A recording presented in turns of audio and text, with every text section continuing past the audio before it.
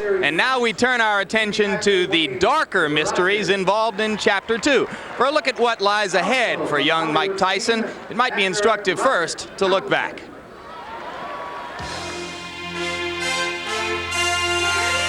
The word comeback weaves an unforgettable thread through heavyweight history. Jack Dempsey was an inactive champion for a 3-year period when in 1926 he met a 3-1 underdog named Gene Tunney. The slick challenger outboxed Dempsey over 10 rounds, and the title was lost. 1 year later, after one tune-up for Dempsey, the rematch in Chicago, Dempsey dropped Tunney in the 7th, but the long count saved the champion. Tunney knocked down Dempsey in the 8th, en route to a 10-round decision. Dempsey refused a third fight and retired in 1928. In 1936, Joe Louis, a 22-year-old heavyweight contender, fought former champion Max Schmeling. The Brown Bomber was knocked down in the 4th and out in the 12th.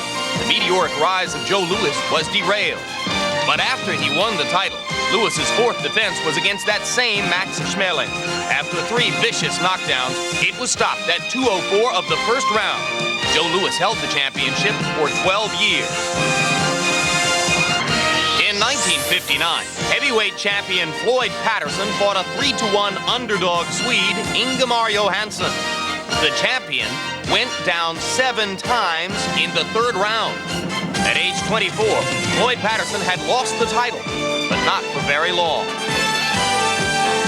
1 year later, with a lightning left hook in the 5th, Patterson became the first heavyweight champion ever to regain the title. Then Sonny Liston, after 2 one-round knockouts of Patterson, fought an 8-1 underdog named Cassius Marcellus Clay. Clay outboxed the Bear as Liston failed to answer the bell for round 8. 15 months later, the mysterious rematch. Liston went down from a phantom right in the 1st round. In 1970, in Las Vegas, Liston died of a drug overdose. Ali went on to win the heavyweight title a record 3 times. Which brings us to Mike Tyson and his monumental upset loss to James Buster Douglas. Douglas coming back with a lefty right. Tyson is wobbling. What an uppercut by Douglas. Down goes Tyson. 2, 3, 4, 5, 6, 7. Tonight's big question, can Tyson come back?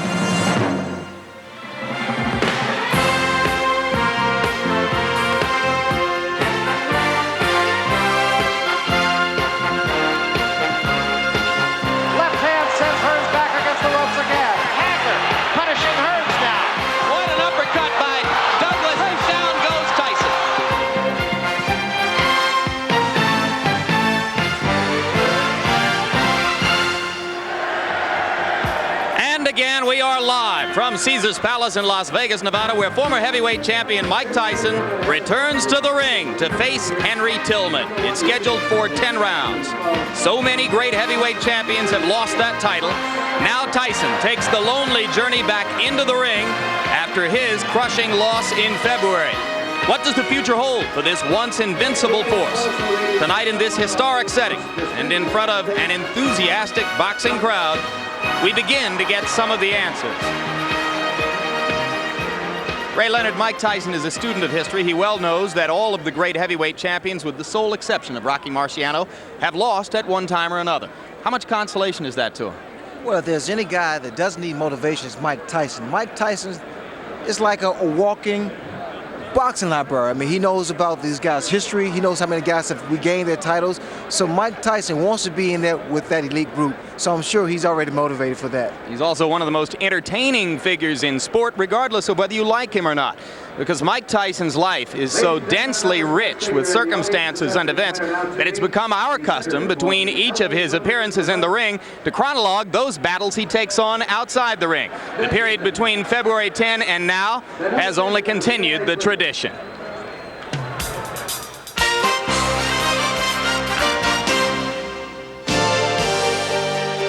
February 10, 1990. For fight fans, a night to remember. For one fighter, a night to forget. Undisputed heavyweight champion of the world, Iron Mike Tyson. The challenger, James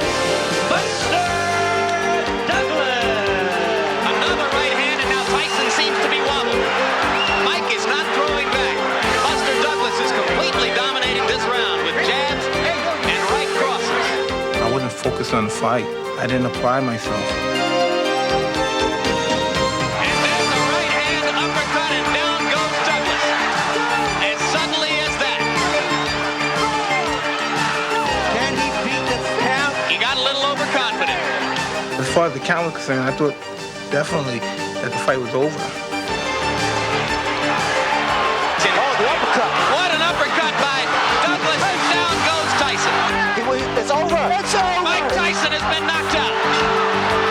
Unbelievable. Let's go ahead and call it the biggest upset in the history of heavyweight championship fights. In the beginning, you have so much life, you have so much to give to the world, you have so much to offer, and you want to offer to everyone, you want to show and prove. And then after a while, you know what I mean, you take it for granted, and everything, you try to do everything instinctively, and then you slip. The heavyweight championship was lost, or wasn't. 45 minutes after the official decision in Tokyo, there was controversy over the 8th round knockdown of Douglas. The WBA and WBC withheld their recognition of Douglas.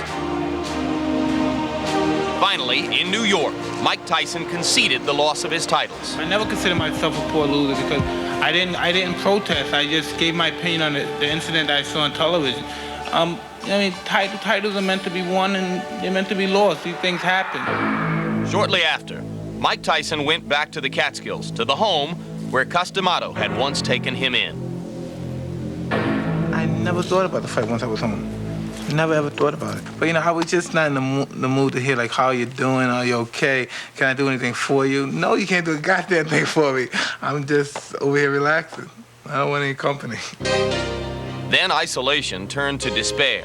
On February 21, the former champion was back in New York. His sister Denise had died of a sudden heart attack at age 25. As soon as the fight was over, I hung out with my sister. That's all I was doing. I was hanging out with my sister.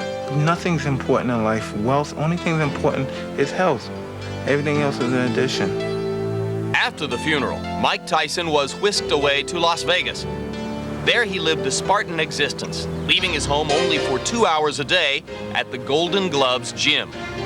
No press, no writers, no public viewing of his workouts. As fight time neared, the door was opened, but in mid-May, the door was slammed shut. I'm just telling you, no way. Okay? All right. I didn't go into isolation. Like somebody said, we're not hearing much of you lately. You know what I mean? I was like that before. You didn't hear much. You just blew it out of proportion.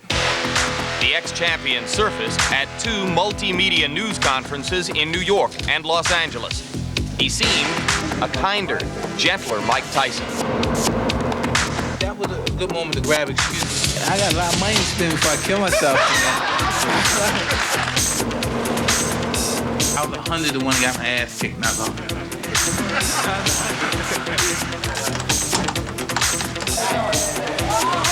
We create our own stories, regardless what it is. Even if we're not looking for it, we create our own monsters. You know what I mean? I create the guy that likes, to go in there and beat up people and whatever. They take that concept and they put it in a whole different meaning of life, and that's because what I created. Finally, it was back to Las Vegas, where he was reunited with girlfriend Natalie Fears and a newborn son named D'Amato.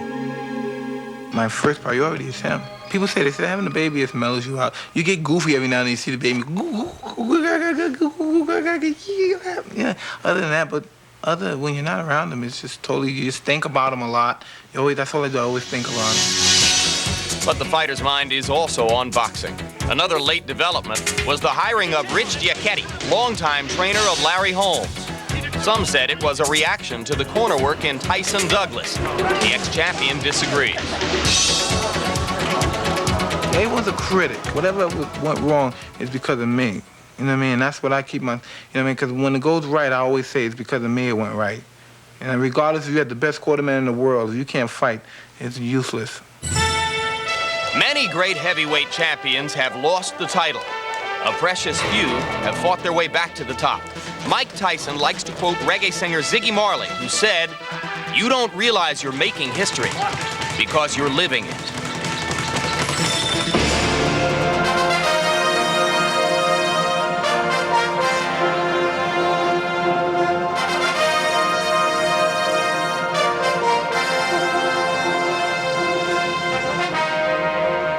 And here is one piece of history. When last Mike Tyson and Henry Tillman met here at Caesars Palace in the indoor arena 6 years ago, it was to determine who would go to the Olympic Games. Tillman won that trip. Tyson earned a trip back to the Catskills compound of Customado. So much has changed since then. Now they prepare to meet under entirely different circumstances. As HBO Sports brings you the second of our heavyweight doubleheader on this evening, Mike Tyson against Henry Tillman, in a bout scheduled for 10 rounds. Tyson's return to the ring, and we return to Larry Merchant. Youngest heavyweight champion, youngest ex-heavyweight champion. The philosopher George Foreman explained it this way: Mike Tyson runs into every wall he sees, meaning if there's a chance to make a mistake, he's made it, seized it, embraced it. But that, of course, is the perspective of maturity. Remember, we all embraced Mike Tyson. We loved him for his youthful aggressiveness, for his exuberance, at least until it turned self-defeating, self-destructive. Well, it then became, the fight in Tokyo happened after that, and what that was the gods delivering a message to him in the name and in the person of James Buster Douglas, an unlikely messenger at that. Mike Tyson now says that Mike Tyson is dead, buried in Tokyo. Is he? We'll see. But the question of whether he's one of those seemingly invincible fighters who stays down when he goes down, or who gets up, won't be answered tonight.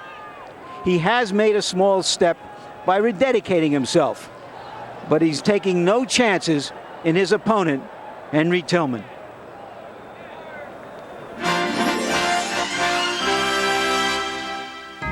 The Watts Riots, 1965. Anarchy in the streets. This was Henry Tillman's playground. I was scraped from the bottom of the pan, from just a juvenile delinquent in a youth authority in California, born and raised in Watts, come from, basically a poor family, but a strong, sturdy family that stuck with me through whatever ordeal I came face to face with.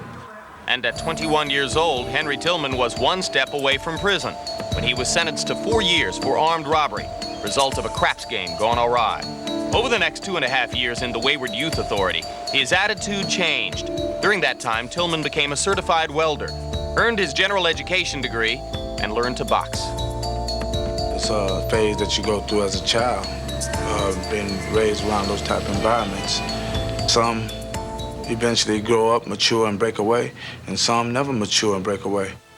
But Henry did break away, and after only 2 years of amateur experience, made the 1984 Olympic team. Proving all the skeptics wrong, he twice defeated a teenager named Mike Tyson. They first met in the Olympic trials. Tyson scored a knockdown, but for the most part, Tillman fought intelligently and used his jab and footwork to stay away from Tyson's bombs. All 5 judges scored the match for the former dead-end kid from L.A. Then 1 month later at the Olympic box office, this time Tyson was clearly more active, and the older fighter seemed listless and detached. Though the scoring was closer, the result remained the same. From Los Angeles, California, in the red corner, Henry Tillman. Some ringside observers felt Tyson had gotten jobbed, but nonetheless, Tillman forged ahead to the Olympics and captured the gold medal 4 miles from where he had grown up. At the Olympics, Henry also met his bride-to-be, Gina Hemphill, granddaughter of Jesse Owens. She carried the torch into the Coliseum at opening ceremonies. 3 years ago, they were married among friends and Olympic teammates. She's my superwoman, because she had been over backwards for me. She's even put her own career on hold for a little while just to support me in my career. A career that started out with promise, but quickly nosedived when Bert Cooper handed Tillman his first pro defeat. 8 months later, Tillman was battered by his Olympic roommate, Evander Holyfield, a loss that many say took an irreversible toll. Over the next 13 months, Henry suffered 2 more defeats and hit rock bottom. And so I said at that point I need to just take some time out of boxing before I either get hurt or just ruin my career myself by keep going in there not mentally prepared to compete as a boxer. And so I just stepped out of boxing for a minute. But that minute lasted 20 months. In the interim, he landed a role in the upcoming Rocky V movie, dabbled in the real estate business, spent some time with his family back home in South Central Los Angeles, and most importantly, found himself a new manager, trainer, and friend, a man named Henry Grooms. He said I would be crazy if I'd let boxing go right now. He said, you're young, you still have a lot of spunk left, a lot of fight left in you, but you just need to take a little time off, get your management problems out the way, get your mind clear, go home, spend some time with your wife, get into your family life, and just let life move on a little bit, because you're just too young just to let boxing go right now. You've never been hurt, you've never been knocked out, you know. He said it doesn't make any sense. Maybe life doesn't always make sense. 6 years ago, fresh out of the youth authority, Henry Tillman's future as an amateur fighter went through Mike Tyson. He was successful twice and earned the greatest reward imaginable. Tonight, after a long layoff and a resurrected career, Henry Tillman's path to greatness once again leads through Mike Tyson, now the former heavyweight champion. For Henry Tillman to score a hat trick, he'll need to step out of the shadows of anonymity, just like he did in 1984.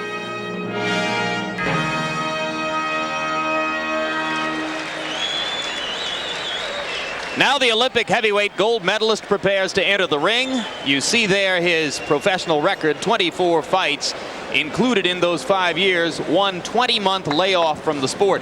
Maybe the neatest and most compact phrase I've heard to size up Henry Tillman was issued by the outstanding ABC Sports boxing expert Alex Wallo, who said of Tillman, he has the heart of a warrior, but not the chin of one. Too brave for his own good and his own body. Of course, that statement was made about Tillman at a time when he was fighting as a cruiserweight at 190 pounds. He claims that he is much more resilient and steadier now as a 215-pound heavyweight. Tillman would love to relive those 2 amateur losses he gave Mike Tyson, trying to relive those moments of glory. He's a sweet man who's made something of his life from terrible beginnings. But I'm afraid for this night, he's just a frog being fed to a snake. Well, on the bright side, he believes, Larry, that he wrote the blueprint for beating Mike Tyson with his 2 amateur victories over him, and that Douglas merely stole a page from the script with his Tokyo exploit. A lot of people knew the blueprint, having seen those fights. But even forgetting the fact that Mike Tyson is a whole lot different fighter than he was as an amateur, it was only Douglas who could execute the blueprint. In 24 fights, Tillman has won 20 times, lost 4. He's had 14 knockouts of his own. You heard him say in the profile that he has not been knocked out, but he has indeed been the victim of technical knockouts by journeyman fighters like Dwayne Bonds, in addition to outstanding ones like Evander Holyfield. What must Henry Tillman do against Tyson? What must Tyson do to begin regaining his glory? Ray Leonard's tip of the night. Well, when Mike Tyson bobs and weaves, he becomes an illusion. That upper body movement allows him to slip, get inside, and to attack his opponents with those devastating combinations. Speed, combinations, and power is synonymous with Mike Tyson. He must get mean, get aggressive, stay on top of his opponents. Now with Henry Tillman, Tillman needs to box, get inside, throw his punches, and get outside. Stay out of harm's reach. Don't fight Mike Tyson. That's a mistake so many guys have made other than Buster Douglas, who's successful. Don't fight him, box him. Use that ring as much as you possibly can, and you should be able to turn the tables around.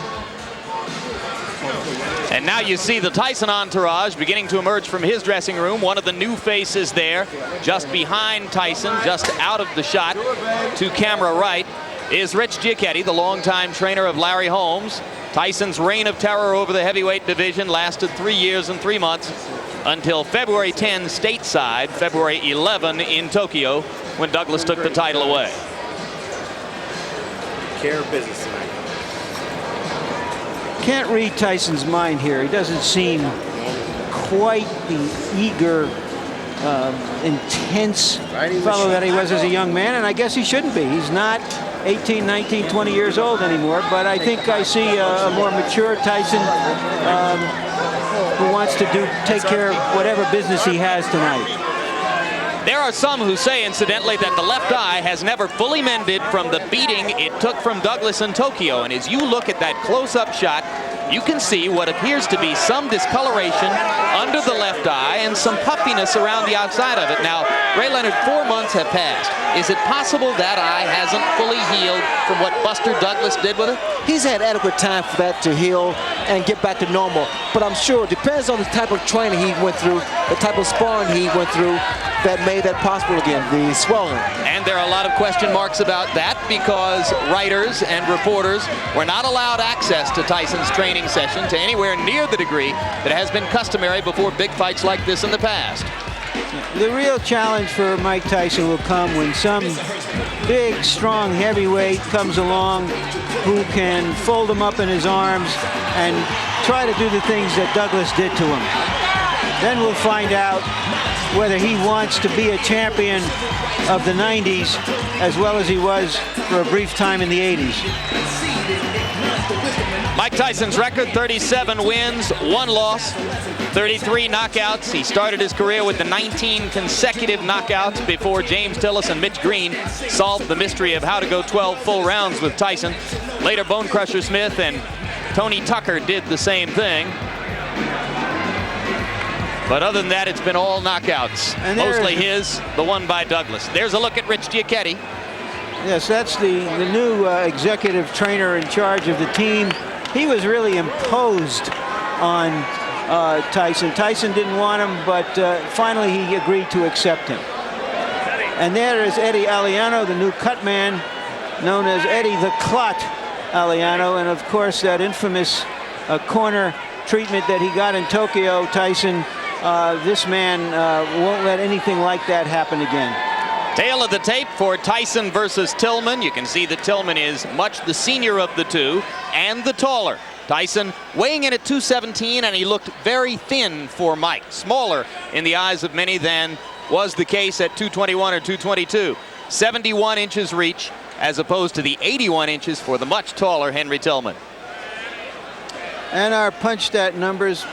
Interesting numbers there on what Tyson did in his 10 previous title fights, the activity he had. A quick reading of that might tell you, well, Mike Tyson wasn't the same against Buster Douglas. My reading of it is that Buster Douglas didn't let him throw as many punches. He kept him busy defending Buster Douglas's punches.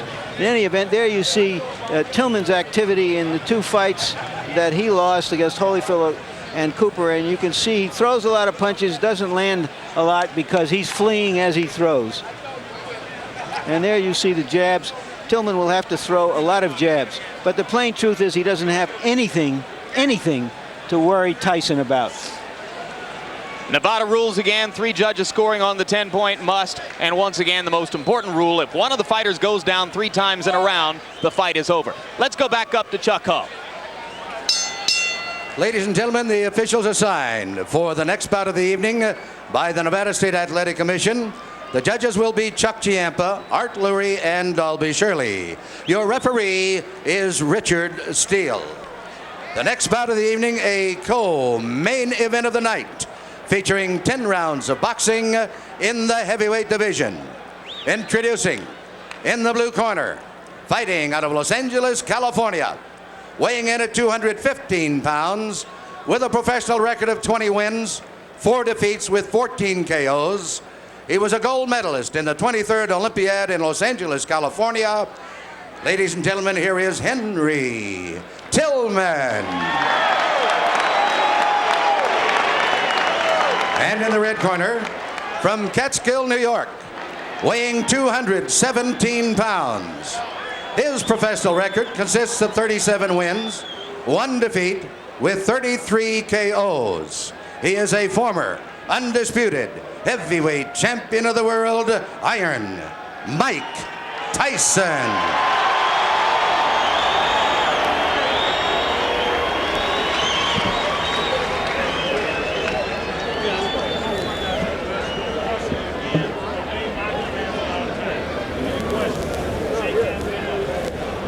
Mike Tyson is a 1-2 favorite to knock out his opponent in the first round. That means if you wanted to make $2, you'd have to bet $4.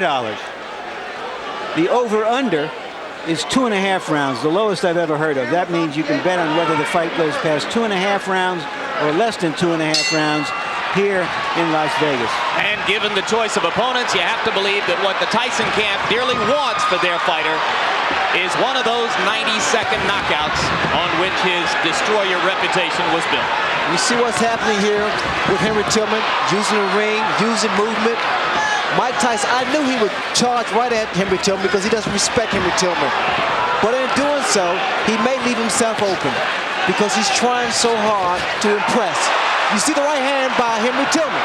Mike Tyson must be aggressive, but he must be careful, not to rush in there. Now, question, how much does that remind Tyson of the overhead right that Buster Douglas kept stuffing into his mouth in Tokyo? Every time that Tillman lands a punch, it reminds him, it brings back that memory. Mike Tyson is a man with conviction. He wants to be impressive. He wants to impress not only himself, but to the critics and say, Mike Tyson was beaten soundly by Buster Douglas. Tillman's idea, move, box, jab, fast combinations, give Tyson angles. All very well and good. What happens when he gets hit? That right hand of Tillman needs to be close to that chin. You notice when he drops it, periodically he drops it. Now, Jim, he's doing the right thing, Tillman is. When Tyson comes inside, if he's not going to punch, tie him up, break his rhythm. Solid right hand by Tyson to the body. Tillman staggers backward. Mike goes at him, and Tillman grabs and holds on.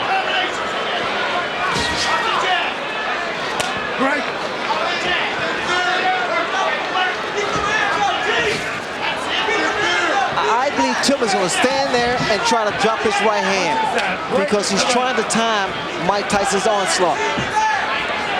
Not that much movement from Tillman now. Tillman missed with an overhand right. Trying exactly as you said he would to drop it in.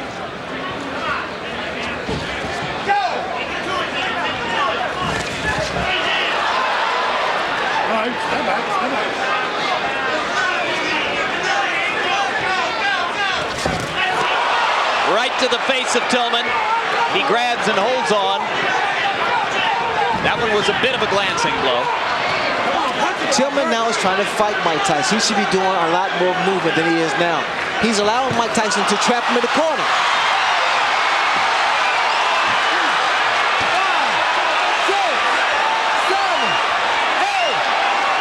That'll be enough. Surprise! And Tyson rushes to Tillman to help him up, which may not at the moment be the very best idea. There's a huge crowd around the fallen fighter who probably needs a little air.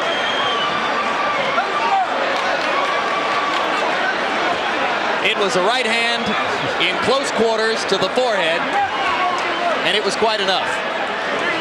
The snake always devours the frog.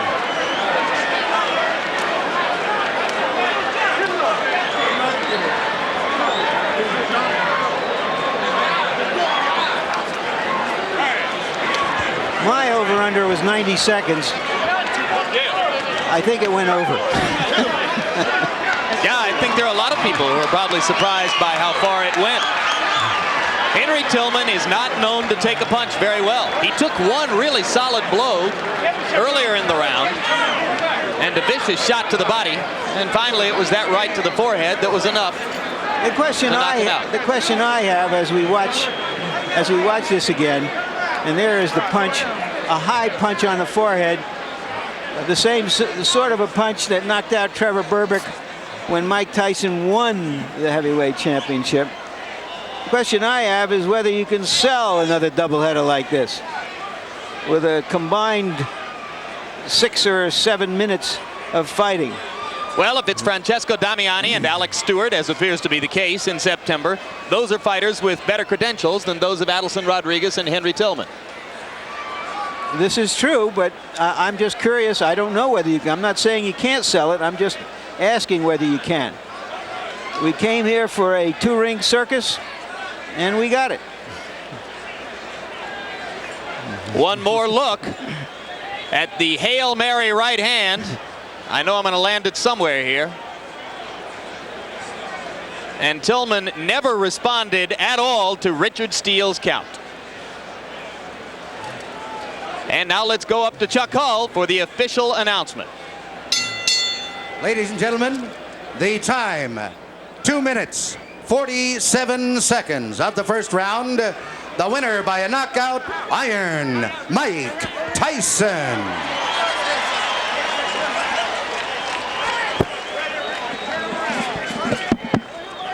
So referee Richard Steele raises the hand of Mike Tyson. There's Rich Giacchetti. A very successful debut for Rich Giacchetti. And here you see the total punches in the round. Tillman landed 4, Tyson 14, according to our statisticians. Not that it makes any difference. If there was any doubt going into this fight, and there wasn't, Tillman landed a hard, clean right on the button of Tyson early in the round. Tyson barely blinked. There's the big crowd standing around. It's been a curious crowd.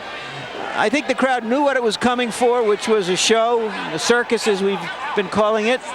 There wasn't a lot of high excitement about it, just a lot of high curiosity to see two former champions performing. Go through it one more time. Left jab, bang, right over the right jab. Perfect shot by Mike Tyson.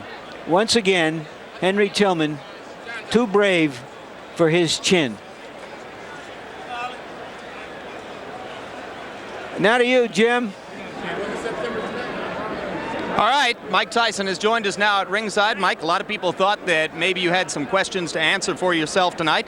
Were there questions in your mind, and if so, did you answer them? No, I didn't have much doubt on the outcome of the fight. It's just that I was skeptical because I didn't give my best performance. You know what I mean? I had no idea that I knew I was always the same person still. It's just that I was reluctant in the situation and I wasn't professional, and that's not characteristic of me. How good did this performance feel for you? Well, it helps, you know, you come back, you got your win, it helps the confidence, but I want to fight often as I possibly can. How much can you learn from 2 minutes and 47 seconds? There are some who would contend that maybe you should have taken a tougher opponent and stayed in the ring longer.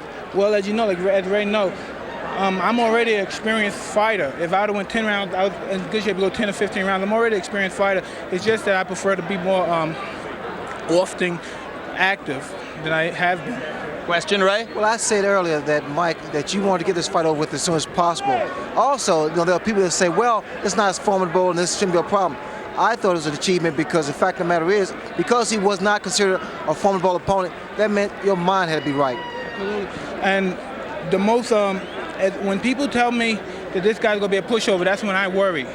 That's when I worry. Like Buster Douglas wasn't supposed to be a pushover, not making a big issue of it. By no doubt, I'm the best fighter in the universe, and I'm coming back to regain the title. Will it satisfy you to come back in 3 months against the likes of an Alex Stewart, as appears to be the plan? Perhaps 2 months. I'm in great shape. I can fight anyone in the world. Do you think that you made a mistake in the past by not fighting as frequently as you had in the period leading up to when you won the title? Absolutely. People, you know, you're put to a claim that all my personal problem. They say, well, he overcame the personal problem. He's still fighting. He's going through the war. But it's not the personal problem. It's the aftermath of the personal problem that really catches up because of the activity part. You know, you have to, in our business, Ray knows, you have to stay active. You know what I mean? The situation where he was in, he was dropping. You know what I mean? Active, if he was active, that would never happen. Because, as you know, Ray Lay is the best fighter of his generation. Did you see Foreman against Adelson Rodriguez? I didn't watch anything. My main concern was the coming finish of Henry Tillman. All right, Evander Holyfield is going to get the first shot against Buster Douglas. How much is it going to bother you if you had to wait several more months, perhaps even a year or more? I'm going to stay active, but regardless of the issue, it's going to be a tough fight. And after the tough fight, the winner got me. Anything else, Ray? Congratulations, Mike. Thank you, Ray. Congratulations, Mike. I should point out that Mike put Ray and me in a little bit of an awkward position tonight because he preferred to be interviewed by us rather than by Larry Merchant, whose custom it would have been to do that interview. Mike made his own choice about that. We didn't feel all that great about doing it. We did our job so that you could hear Mike's reaction to what happened in the bout. Your reaction to what Mike said in the interview, if you heard it. Civilization rolls on. I thought his reaction was good. I thought the fight he fought was good. He did what he had to do against an opponent he figured to do it against, basically. We got what we expected to get tonight. It's as simple as that. I thought that both fights wouldn't last more than a combined total of 9 minutes, and we didn't get it. And the people here, I don't think they can be unhappy because they can't say they weren't warned. Indeed, obviously, Ray, there was tremendous public interest in what happened here tonight. Certainly it would appear that way from the nature of the turnout here, how many big stars took the effort to come to this fight, the kind of ticket demand that existed here at Caesars.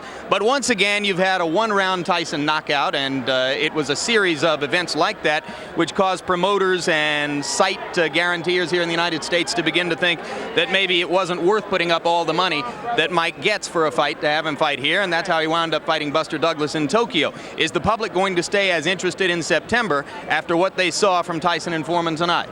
Well, the thing about it, Tyson of the past has always knocked guys out in 1 or 2 rounds. People came to see Tyson demolish a guy in 1 or 2 rounds, and because he was knocked out by Buster Douglas, they thought that aura was gone.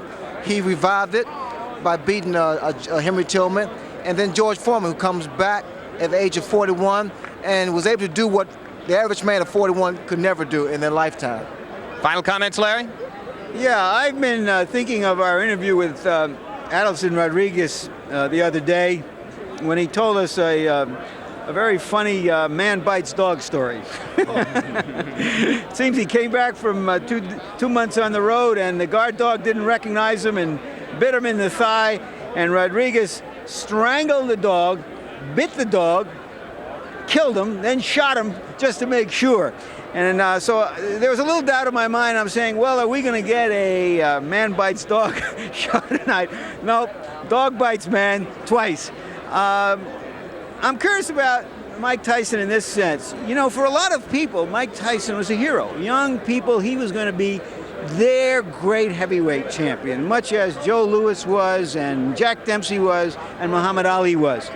So those people were really shook up when Mike Tyson lost. Whatever we want to say about his character and personality and the antics in and out of the ring and all of that business, they were shook up.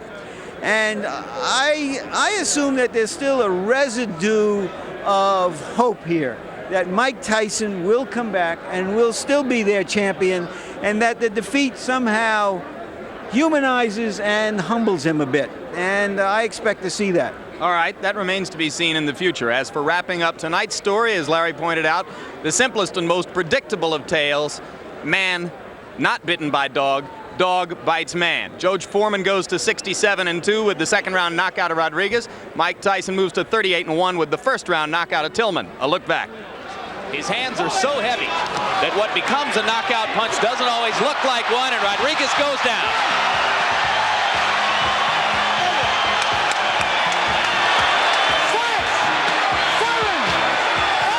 Was a bit of a glancing blow. Tillman now is trying to fight Mike Tyson. He should be doing a lot more movement than he is now. He's allowing Mike Tyson to trap him in the corner.